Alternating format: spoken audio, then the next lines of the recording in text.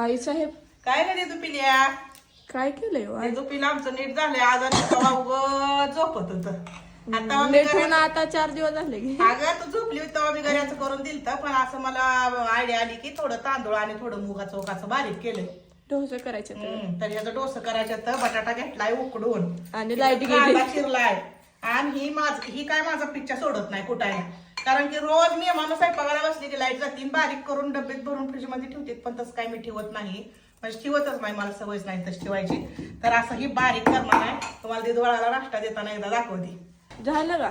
झालं का ग तिथं बाळा हो का असं मस्त पैकी लय कुरकुरीत झालंय बरं का. असं मस्त पैकी डोसा का काय म्हणती आता ह्याला काय म्हणायचं ती म्हणतो मी केलंय असं मस्त पैकी. तर ही बटाटा केलंय पिवळं आणि थोडं मूग आणि थोडस तांदूळ टाकले तर असं दोन्ही मिळून रात्री भिजू घालून ठेवलं होतं आणि लवकर उठून बारीक केलंय आणि आमच्या दिदू बाळाला असा मस्त पैकी नाश्ता करायला देणार आहे मी. तर असं मस्त झालंय बरं का छोटंच सोडलंय तिच्या पुरतं मोठं पण करता येतंय. तर कसा वाटतोय आजचा नाश्ता नक्की कमेंट मध्ये सांगा आणि या तुम्ही पण नाश्त्याला.